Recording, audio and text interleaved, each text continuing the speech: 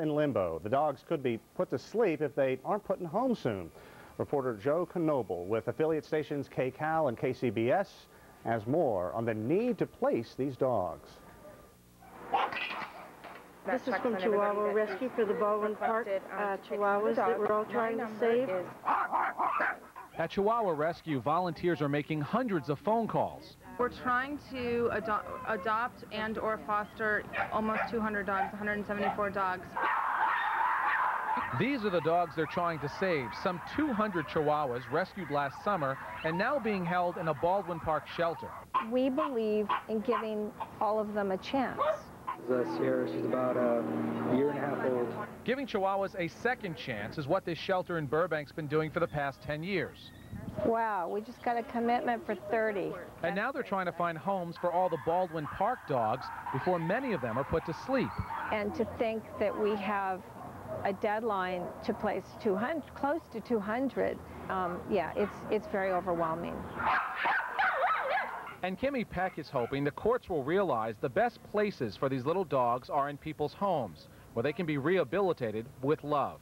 I love Chihuahuas. Joel Knoble, CBS 2 News. Okay, although Chihuahua Rescue has found them homes, the dog breeder will not be allowed to place. The breeder is facing animal cruelty charges. For more on the fate of the Chihuahuas, we're joined by Kimi Peck with Chihuahua Rescue. Also joining us is Stephen Heller. He is the L.A. County Deputy District Attorney, his office handling the criminal part of this story. And Mr. Heller, I want to start with you. Before anybody portrays you have to be a dog killer, this isn't something you want to do. You feel obligated at this point that you have to just pursue charges, and this is the way it is being played out. The dogs are mean, violent, and are they fit for homes? Well, Sean, certainly there is a criminal matter that's going to proceed. The dogs have been assessed several times by animal control behaviorists. They initially were assessed to be very dangerous and feral, dangerous to the public. They've been reassessed with behaviorists from the county along with behaviorists the Chihuahua Rescue brought. And we've been working with Chihuahua Rescue the last week or so to find a resolution that could be agreed upon and protect the public, plus also put those Chihuahuas into a situation where they can be adopted out or rehabilitated or housed without any of them having to be put to sleep. So I think ultimately everybody's working towards a resolution that doesn't include putting any of the dogs to sleep. Well, Kimi, let me start with you. How, I guess, dangerous are these dogs? I see you holding one now, but are they as violent as they are being portrayed? Dogs that simply couldn't be with people because they'll bite children, become dangerous? No, that was what the battle was over. I've been doing this for many years. This dog I'm holding on my lap came from far worse conditions than the Baldwin Park dog. He has a long way to go. No one can approach him when I'm holding him, but he eventually will end up in a wonderful home, and I've placed over 5,000 dogs like this. So when I heard about these dogs, you know, because I have so much experience with this, I just had to fight for them. Well, I mean, they look cute, harmless and such, but they grew up in horrible conditions. We're talking about crammed into pens. They were basically at times tearing each other apart. What makes you think these dogs can be safe enough to be in a family home? Just past experience and working with them. We have dogs that were brutally abused that can be rehabilitated. These dogs were running in packs. That's true. They weren't neutered. They weren't spayed. They were breeding. But there's never been any discussion about them attacking the breeder. I don't know that she was ever bitten by any of them. We work with dogs that have bitten people, and we can cure them. Mr. Heller, I mean, we're not talking about Cujo here. These are little dogs. Do you ever feel like you're the bad guy in all this? You're out there, I guess, basically simply doing your job. I've never felt like the bad guy in this. From the moment Ms. Peck came forward, I've been working with her to put a resolution in place that will allow the dogs to be worked with instead of put to sleep.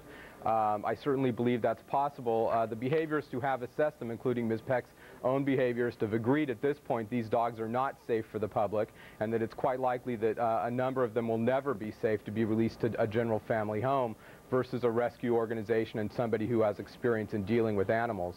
So we're committed to working with her in trying to get these dogs released to a safe environment, and then ultimately, if any of them are safe enough to be adopted by homes, certainly for them to then go to the homes. But ultimately, I don't feel like the bad guy. I feel like I'm doing everything I can to see that these dogs get the best resolution as victims of this matter as Ms. Peck. Kimmy, do you believe that a lot of these dogs will never find homes? I think that Warren Eckstein, after evaluating all of them, felt that possibly 3 might not be able to be rehabilitated, meaning they might just have to live their lives out together without a lot of human interaction. But isn't that worth it? Wasn't that worth the fight? Is the problem here puppy mills? I mean, does it come down to that? The problem comes down first with the breeders, the puppy mills. The second problem is the animal shelters. The animal shelters are not giving any of these dogs. It's not the 200 Chihuahuas. This is about all of the dogs across the country in animal shelters. Their fate is being left up to employees that don't have any background and any business deciding the fate of these dogs. And this is the problem. Well, that is a question. Something has to be done to re-educate these people.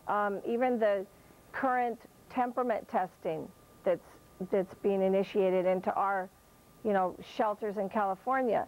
Well, initially, their animal behaviorists said all of these dogs should be euthanized, the 140.